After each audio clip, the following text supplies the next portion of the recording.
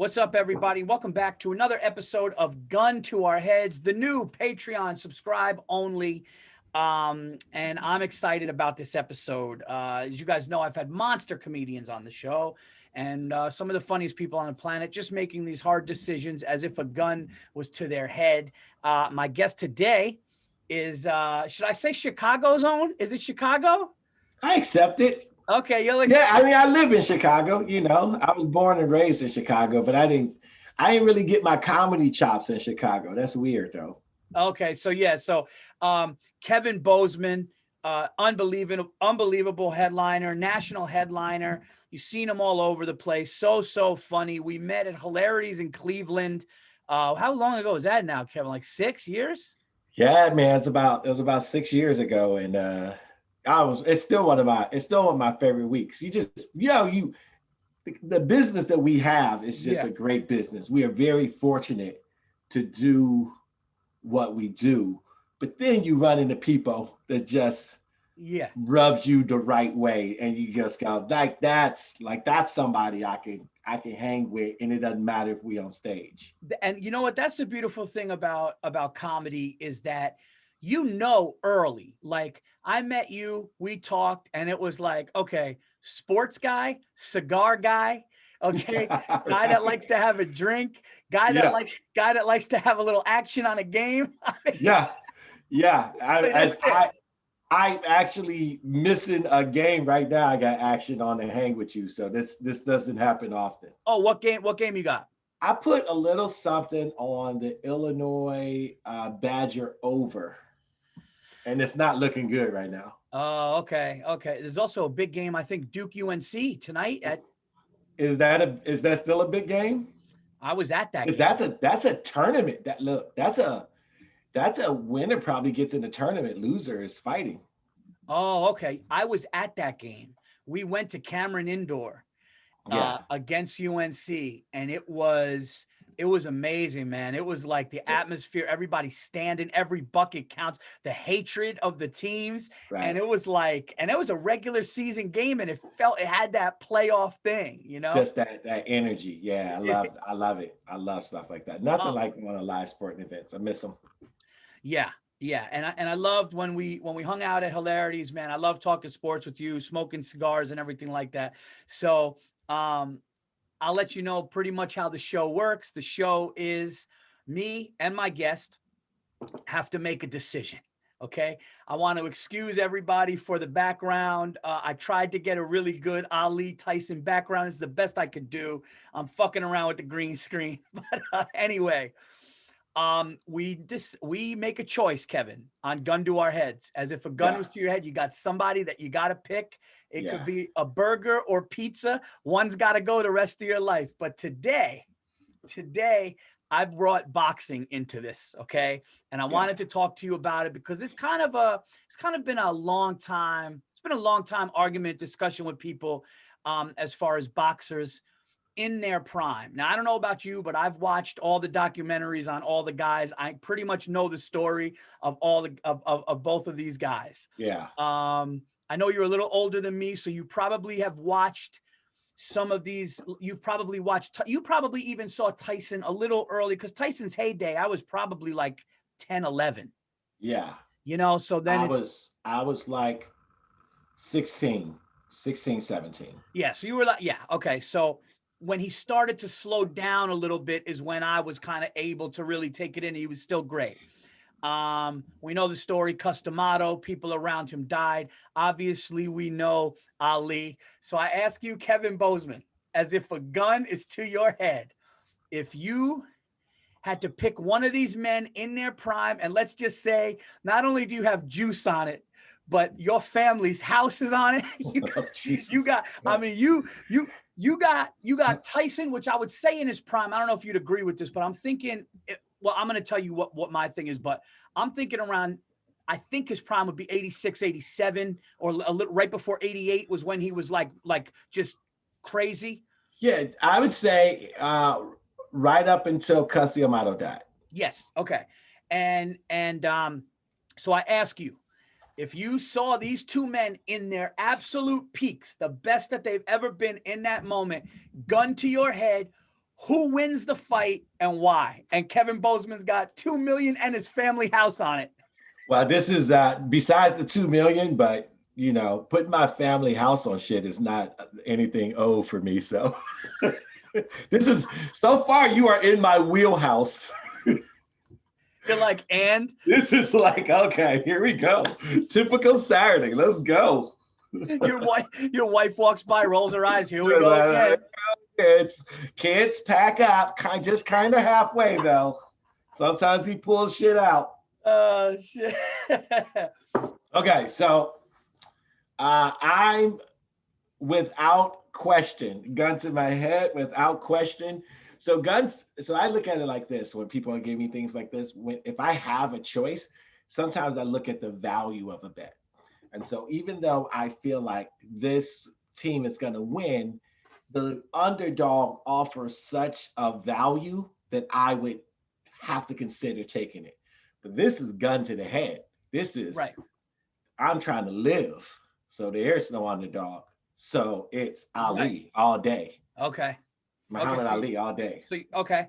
Now what, yeah, you're right. It is gun to your head. So it's not like, oh, maybe Tyson catches him. You're just going like, at the end of the day, when somebody's arm gets raised, it's going to be Ali. What's your, why? What's your arguments with that?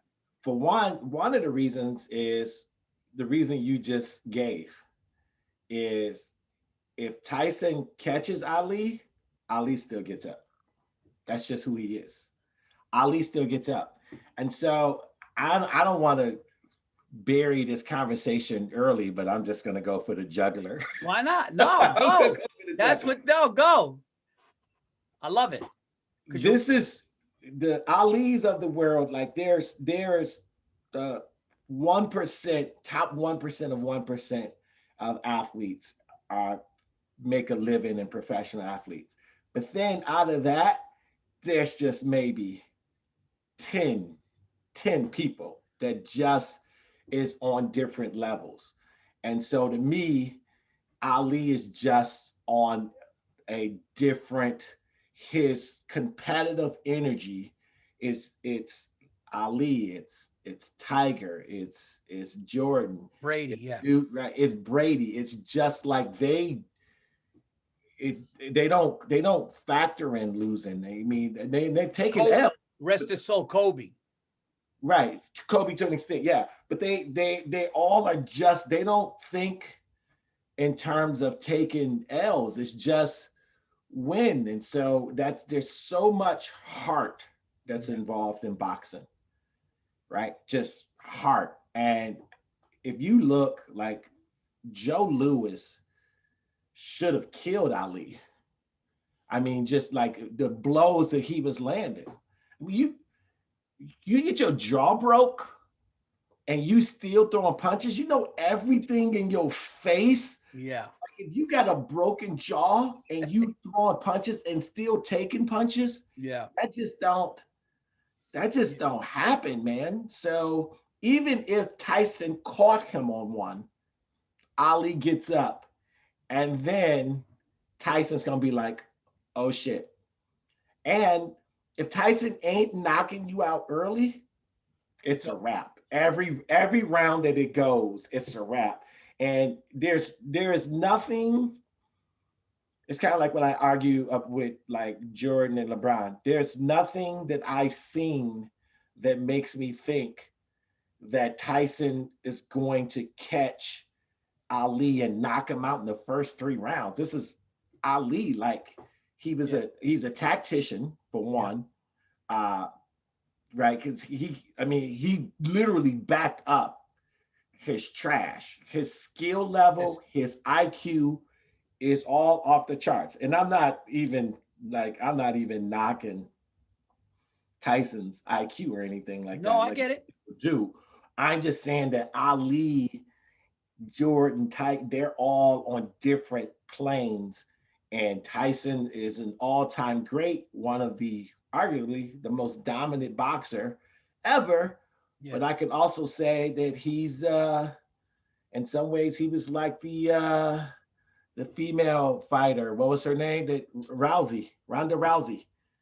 right? Like, you know what? That's you can dominate, but then once some people figured out yeah. your style, then it was just like, okay. You know, I like that. I like that comparison. And reason why I wanted you on this one, Kevin, is because you know your knowledge of sports and the things that you hit on, but you said something that Teddy Atlas said.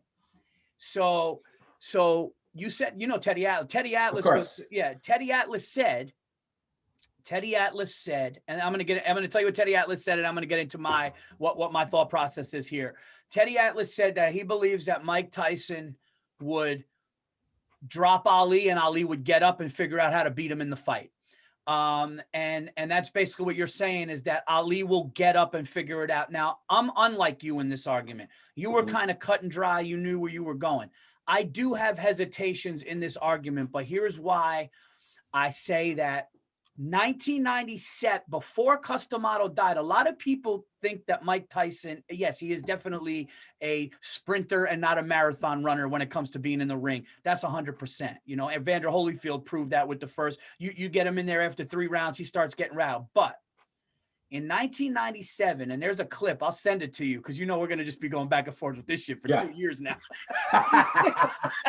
But there's a clip of him with Cuss. And he is moving his head. He wasn't just this. He was a boxer. Mike Tyson, during that couple years, he was moving his head. He was doing this. What I think, the guy that he won the title from, Melvin, the guy, he had the black shorts on. I forgot. I got to say, the guy that he won when he actually won the title, he hit him so hard that even when the guy blocked it, his body just like moved and he couldn't do anything. Here's what I think could happen in this fight. And I say this, I don't say this as confidently, but I would bet on this. I'm talking 1987 with Customato. Hold up for 1 second. This is your rules of the game. I ain't saying this gonna happen. I'm saying this could happen. This is gun to your head. You better say this with conviction. I think if there was a gun to my head in 1987, I would think that there's a chance the trigger's going to get pulled and I go down. Yeah, but I'll be there soon this way. He's a good guy. He's a good guy. I think if Customato was there in 87 in his corner when he was doing the head thing and he was coming in, I think you and Teddy Atlas are right. I think he would have put him down.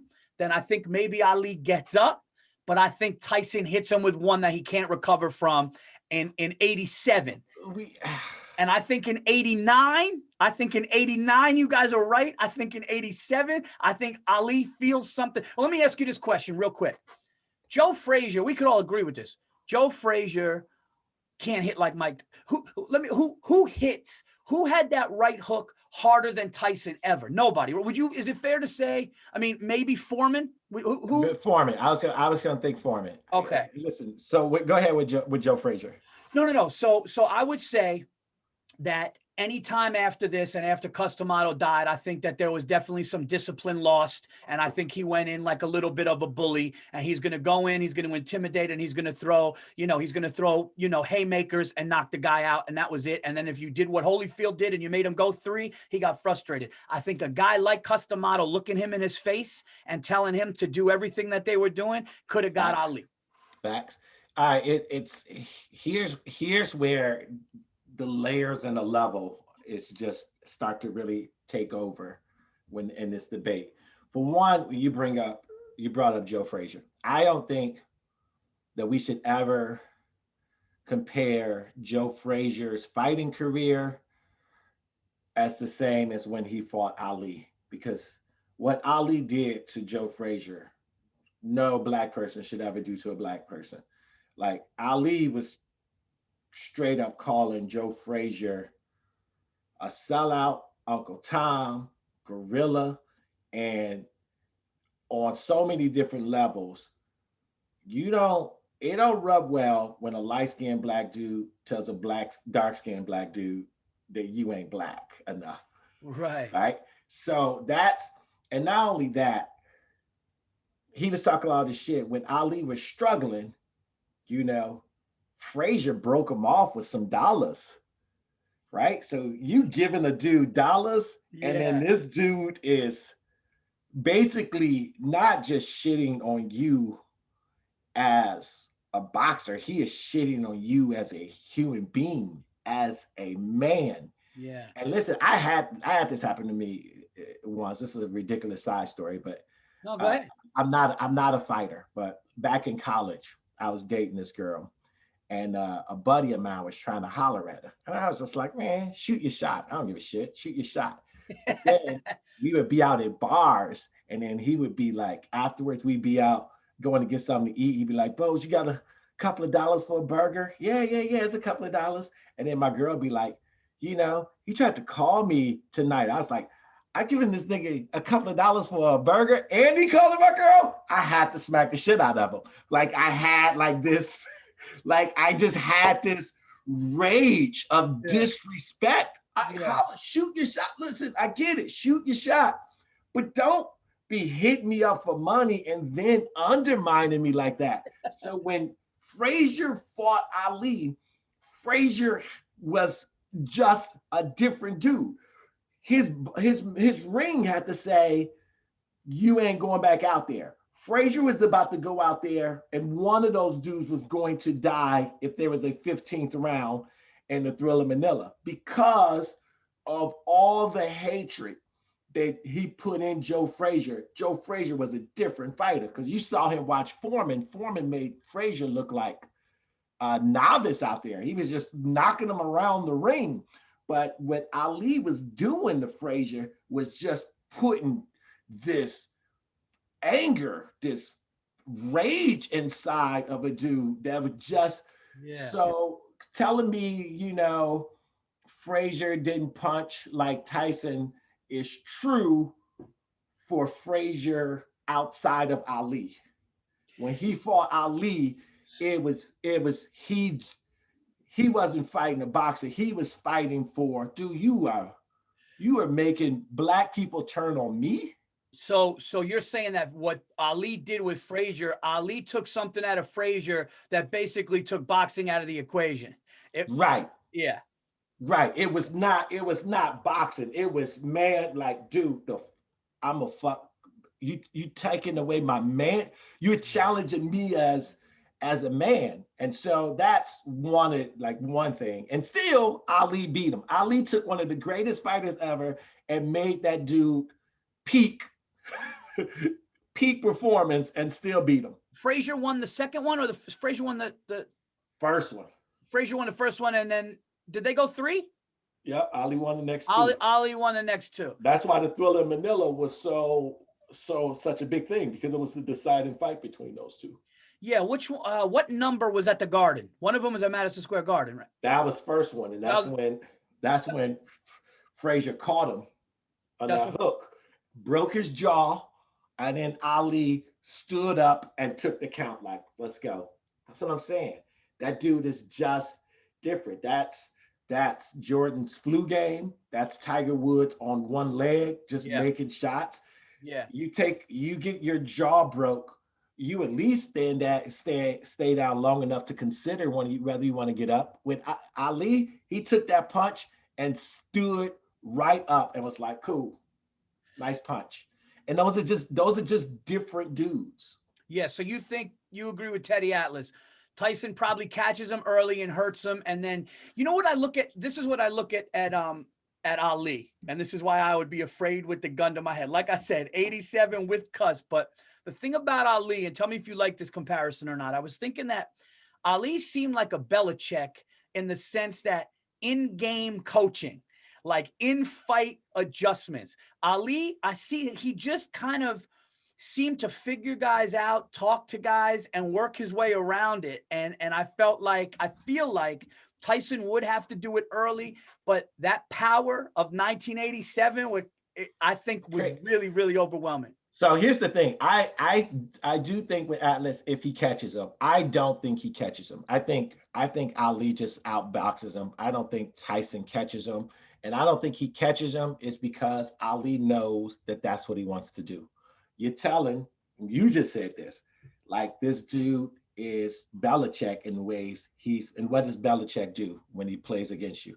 He takes away your greatest strength and makes you beat you other ways. Right. So Tyson knows that Ali knows that Tyson wants to catch him. Ali also knows that after 3 rounds, it's the fight changes dramatically in Ali's favor. That I give you 1,000%. Like, So this would have to be the first 3 if it all happened. of these things Ali knows. And plus, come on. Let's just say we all know that Tyson's a bit temperamental. You don't think those pre-press game conferences, Ali doesn't know that? You don't think Ali is not pushing his buttons and not making him swing wildly? He did it to all of them. The only one that didn't work on was Frazier, because Frazier at that point was gone. Frazier at that point he had no respect for Ali. So if you were the heavyweight champion in the world and you have no respect for someone, it's just hard. Like, you just ain't going down. You just ain't going down like that. And Tyson ain't got that. Now, if you paint the picture of Tyson takes Joe Frazier's spot, and Ali does the same thing to Tyson. Now we might be looking at something different, but even still, would Tyson keep his cool? We try to headbutt him. We try to bite him. Right. So many variables with Tyson. The reason why, and what my argument is, and has to be, is that Cus D'Amato is in the ring. Like, I mean, in the corner with him and talking to him and kind of being that thing. I do think, especially because Tyson lost a lot of people that he loved, not just Cus D'Amato, but then like everybody that the guy trusted. And then you had Don King coming in, robbing him. And then of course. So I think a lot of rage, and he already had demons. And I think all those things came in. But like I said, I mean, listen, I love the argument because I do think that I actually don't think 3 rounds. I think 3 rounds is even giving Mike 2. I think he only has the first 2. And I think if he doesn't do it in the first 2, but that's what I mean. Do it. But who was that one dude that made him box? Ali, that Tyson ended up going the distance. Tyson won the fight. God, who was it, dude? Black dude, muscular, but he made, I mean, if you look, like, there's a bunch of knockouts, but then there's a 12, 15 rounder where dude actually made Tyson. It wasn't Rahman, was it? Was it Rahman? No, I don't think so. It was a middle tier boxer who was a solid boxer, though. He's a solid boxer. Let me see if I can look it up, but he made him box. And then to me, that was one of the more impressive ones, like, because it clearly took Tyson out of his wheelhouse, and, Tyson still won. Like, I got all the love in the world for Tyson. Yeah. But boxing is matchups. It's style. And Tyson's style, just with Ali's reach, his tech. Tyson would have to do that, come in and then get out. Like, the thing with Tyson is Tyson would have to box him. Like, Tyson would have to box him. Like, there would be no lack of discipline and just throwing bombs. Like, he would have to actually bob and weave and move his head and do that. But in the things that I saw him do that young, man, and then he got away from it. Of course. Well, I mean, but also we talk about Cus. Ali didn't have a slot. Ali had Angelo Dundee. As great as Cus D'Amato was, Angelo Dundee had Ali and Sugar Ray. So who still got the better corner man? Just because Cus took Tyson to new heights doesn't mean that Cus becomes the anointed one. Right. It doesn't mean he becomes the anointed one, because Ali had Angelo Dundee, who takes a backseat to no one when it comes to corner man. Yeah, no, they both had a guy, and my gun to my head would be Tyrell Biggs. Sorry. Who? Tyrell Biggs. Oh, Tyrell Biggs. Okay, that went the distance. Yeah, they went at it. Man, that kid's force was something. But No, man, I love your argument. I knew you would come with it. And listen, you say a lot of things that I'm like, look, all I have in the argument, all I have in the argument is the discipline of him being more of a boxer in 87, custom motto, and his sheer power. That's all I got. Teddy Atlas said what you said. So I know that I'm up against it, but I just watched the highlight, because I went back. That's what highlight films do. They make you feel. No, but it's hilarious because I went back and forth, right? And I'm going, I don't know, man. Ali could definitely figure it out. And then I watched this YouTube of Tyson, and then I go, nah, he's knocking him the fuck out. But part of it is, you remember when he fought Michael Spinks, how scared Spinks was? Oh yeah. Ali ain't scared. Ali is fearless. Yeah. I mean, Ali took a picture, took a page from Rocky. You know, Rocky's fighting, the make-believe Rocky was like, I'm gonna let you punch me in my face till you get tired. Yeah. And Ali did that with Foreman. He's like, punch yourself out. I'm gonna lean on these ropes and let you punch me out. And then even Foreman was like, when Tyson was, when Ali was like, is that all you got, George? And George remember going, yep. Yeah. Right. Remember, because he's like that. And he's not, he did that against Sonny Liston. Sonny Liston was that type of dude where he was knocking people out. Everybody was afraid of him.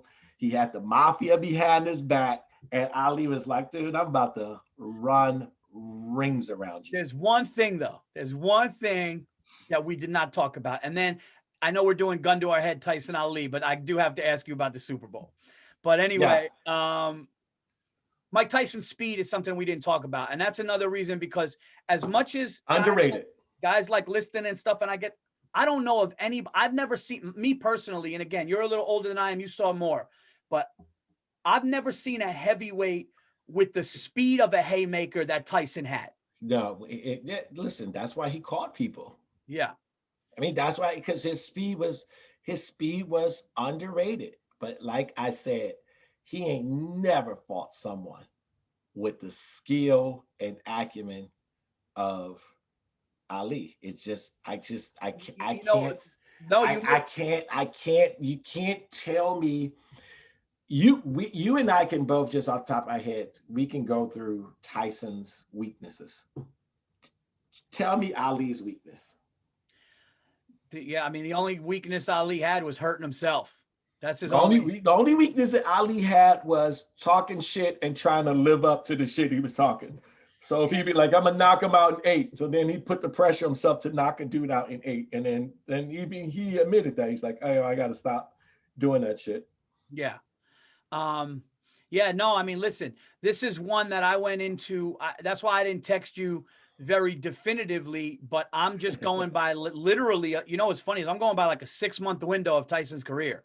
I'm going by like this little slither of when Cuss and him were in the gym doing that in the power. And yeah, that's it. That's what makes him and Rousey so, like, they're neither one of them will go down as the best player in their sport. But I'll definitely argue tooth and nail that they were the most dominant ones in their sports. And there's a difference between best and dominant. Oh yeah. I would never. Shaq is the most dominant dude I've seen, but he's not going to be number one. That's a great comparison, and I would never say that Mike Tyson's a better boxer than Muhammad Ali is. I would never say that. I'm talking about just like a one-shot thing in that window. But no, I love the argument, man. I love having you on the show. It's so fun. And guys, check out Kevin. Kevin is so funny. When you see this man headlining, when he's headlining in anywhere in Wisconsin, Chicago, Cleveland, anywhere you see him, New York, go see him, man. He's so funny. He's a great comic, great dude. I gotta ask you, I got money riding on this shit. I got the Chiefs. Man. I think the Chiefs. I know you got the Chiefs. I wanted the Bucks because of the way the Bucks defense was clicking. Listen, man. Listen. Who you got? You are lying. This is what I tell people with politics all the time. The problem in politics is people lie to themselves. They're not lying to me or you. They're lying to themselves. And right now, you are lying to yourself when you're like, I got the Chiefs, I got this and that. The reason why you got the Chiefs is because Tom Brady is on Tampa. You are a New Yorker. New Yorkers can't stand No, but fucking I will Brady. tell you this. I might be lying to myself because I saw the defense. I do like Brady, but you got to remember one thing though, Kevin. You got to remember one thing. And I'm a Brady guy. I've always been a Brady guy. I think Brady's the best to ever do it. Okay, now that's a hey. Now that's the when you have that gun to your head, let me know because I got a different answer than you. Okay, well, you know what? We'll revisit this and do that again. I know, dude. This is the problem. Actually, when you and I get together and it's on a time straight because we can just go effortlessly from one thing to the next. Now, oh, it's and brilliant. you've hung out with me enough where I'm super nerdy about this shit. No, you that's what I mean. Like you're probably, be honest with you, you're probably one of the best that I know and at this in a lot of things in sports, and you have so much knowledge and you're older than me. So I'm not going to say that you don't even have more knowledge than me. You've seen it, but you know, I'm good with some things too. I love Brady. Brady is for me. I it's hard to go against the guy, but let's talk real for a second here. Oh, yep. Go ahead. He didn't play that great against the Saints. He played okay. And then he threw three picks, you know, in the NFC Championship game against Aaron Rodgers and them. Aaron Rodgers and them should have been my pick was Aaron Rodgers and them should be in a Super Bowl. But you got to give credit to the Tampa Bay Bucks defense because it's clicking at the right time. That linebacker, Devin White. But I think Andy Reid, this is what I think. I think Andy Reid is going to get Mahomes to get the ball out of his hands quick. But you know what Belichick did with the Chiefs is Belichick took Tyreek Hill out of the game. So what's going to happen is you got a guy like Kelsey, and I know this firsthand because Kelsey was on my fantasy team. Kelsey's going to get 7 to 10 catches in the game. That's just a 7. Nothing you can do about it. Nothing you can do about it. It's a wrap. Kelsey's getting 7 to 10 catches in the game. Now you got Tyreek Hill. I think that kid Hartline that fumbled, that kid needs to step up. And then Mahomes can't make mistakes against the defense. But what I do like about Kansas City is Kansas City can go down 10-0 and they don't even blink. They don't even start. It's just like my mama's German chocolate cake. Like I don't even like that first slice don't even count. Like I ain't even had cake yet. It's not till I get like my second and third German piece. chocolate cake, by the way, is one of my favorites. When I start eating my mom, right, and then that's when I'm like, oh, now I finally got a piece of cake. It's the same thing with Kansas City. They can go. You can put them up. We've seen it. It's just like a video game. It's like a what if 10-0, 17-0, 24-0. Remember Houston?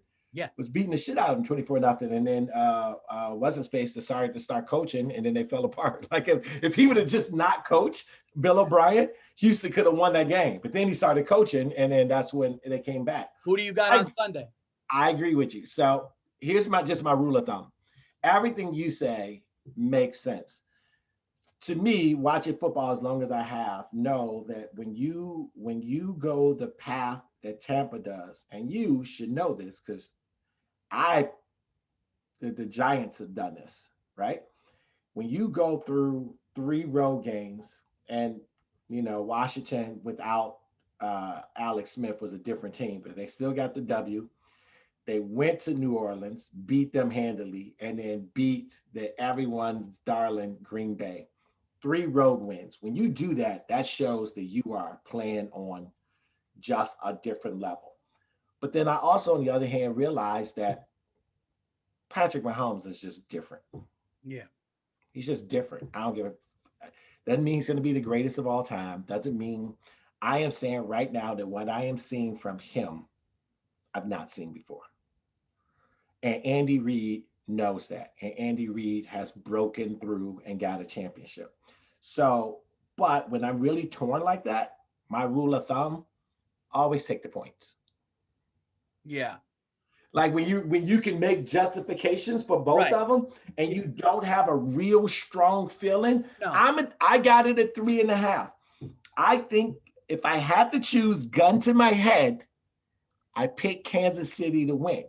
But I don't have to choose gun to my head, and you're giving me 3.5 points. Right. So I would like to see, even though I'm pulling for Kansas City, I did the football squares and I got the number 8 and 7. So I hope Tampa wins 28-27 because I took the under at 56.5. So I took Tampa 3.5 and the under 56.5. But I do a podcast called the Ball Hawk, and I just strictly sports. These are two bets that you got to put in. You got to bet that the score will be tied after 0-0. That's a lock. That's a lock. You also have to bet, and I don't know when you're putting this out, and so nothing is funnier than when somebody says a lock. It's a lock. It's a lock. Gun to my head. 0-0. It's a good way. What are we doing? And I also love the fact that I got to come on here and drink. Whenever I do Zoom, just like my buddy, comic buddy, Josh said, he's like, whenever I'm on do Zoom, I always got to feel the need to have a beverage. And you don't drink anymore, correct? No, I'm drinking. I drink. You drink, but, or you, but I take cut the it. time off? Okay, yeah. Like I cut it. Like I like to do like occasion. Like I'm gonna have definitely some drinks tomorrow. Oh yeah, for sure. Yeah, I'm gonna have some drinks tomorrow. So 0-0 is a lock. Also, Kansas City time of possession is a lock. Wait a minute. Also, Kansas City most first downs is a lock. You mean a tie after 0-0? Yeah. So what's that pay though? If I put 100 on that, what's that pay? 100? Now because it's a lock. It's minus 120, I think. I think you got to put 120. It's 120 to win 100. Okay. But what else is good is I think this is minus 150 Kansas City time of possession, and then minus 135 Kansas City most first downs. It's just, if you look, like even at Tampa, you would think Tampa dominated Green Bay, but Green Bay won time of possession and they had more first downs. The Saints have more first downs, time of possession. Tampa is a home run hitting team. They're not methodical. No, and this is a first Super Bowl in a while where, to me, it's a coin toss. I'm taking Kansas City because I've seen them go down and come back. I'm taking Kansas City because I know Travis Kelce's going to get his. And I'm taking Kansas City because they were there last year and Andy Reid. That's why I'm taking Kansas City. However, if the Bucs win this game, would I be surprised? No. And here's the other thing. When a defense is clicking the way that, and I'll tell you a guy that only I heard one person say that's click is JPP. JPP is all over the field. He's rushing the quarterback. And then you got this kid, Devin White. And then you got that Bunting kid, that kid 23. So Tampa and they got that they defensive tackle back. Oh, okay, yeah. Big dude. That was trending all pro. So for me, I'm going into this game going like anything could happen, but I'm gonna do with what you're saying. I'm gonna take Mahomes. So you're saying gun to your head. So forget gun to your head. You're saying Kansas City, but are you saying gun to your head Kansas City with the points too, or no? No, I took Tampa. So you say I took Tampa. I took Tampa 3.5. Okay. That's what I said. If I'm uncertain, I take the points. Yes, right. Who could win? Well, I don't know who can win, but I know if I don't know who can win, then somebody's giving me points. That's who I'm going to take. Right. So, but I think Kansas City wins, but it might be their Kansas City might be up 10, and Tampa scores a late touchdown and win by 3. Perfect. And one other last bet. Here's a home run bet for you. This is a home run bet, and then I know you got to go. Yeah. Sammy Watkins plus 1,300 to lead receiving yards, because like you said, there ain't no way they're gonna let Tyreek Hill do what they're gonna do. And if you look, Kansas City has been super heavy on Tyreek Hill and Travis Kelce. Like, it started out, but in the last few weeks, it's like they both got 9-10 catches and everybody else got 1-2 catches. But Sammy Watkins last year in the playoffs, he was big for them. And that dude is number one receiver talent. He just gets hurt all the time. But now he's back. And if Tampa schemes against Kelce and Tyreek, Sammy Watkins is going to get all of those catches. And so if you put $100 down, you get $1,300. That's my big home run. That's my Mark McGuire swing for the fences bet for you.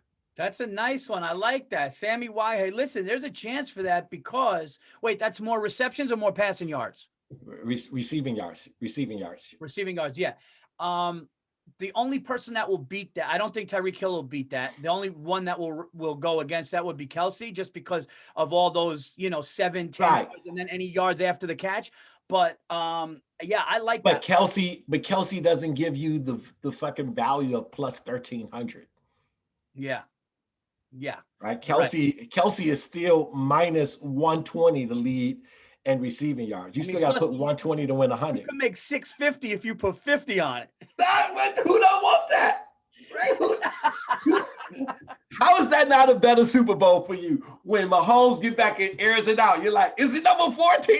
I'm gonna tell you the funniest degenerate gambler thing I ever heard in my entire life, and we'll end it there. Okay. I was caddying at this known golf course out here, and the guy that worked the guy that like worked the clubhouse, he was kind of a degenerate gambler, and he goes, "Yo, I got the lock of the year." He goes, "The Suns in the first quarter." What? He goes, "Yo, the Suns in the first quarter of an NBA regular season game." This man said the lock of the year. This man has been divorced 5 times or some shit. He said the lock of the year is the Phoenix Suns in the first quarter of a regular season game. That was his lock of the year. And we just looked at this dude going, "Man, you have to stop this, man. You have to." But I love it. I love it. Kevin Bozeman. Oh my God, did it hit? What? I don't. Did it win? You know what? I don't even know. We were just shaking our heads. We walked away. That's hilarious. Did it hit? Kevin Bozeman, guys, check out Kevin Bozeman. You know what? This is a new Patreon, so there's not many listeners. We're growing it, but Kevin, we're gonna get you on we got to do the Virzi effect. We got to do a bunch of stuff. Oh yeah, man, you my guy. Guys, check out Kevin Bozeman. All the stuff that's Bozeman. We got a website. Yeah, kevinbozeman.com, and obviously Instagram Kevin Bozeman 1, and I got my special on YouTube. Just got to 1 million views, homeboy. So what's the name of the special? Clean and Unfiltered. Kevin Bozeman, Clean and Unfiltered. Go check that out on YouTube. Share it with your family and friends. The guy is the best. So funny. Congratulations on 1 million views. Next week's I'll be out with another gun to your head next week. Take care.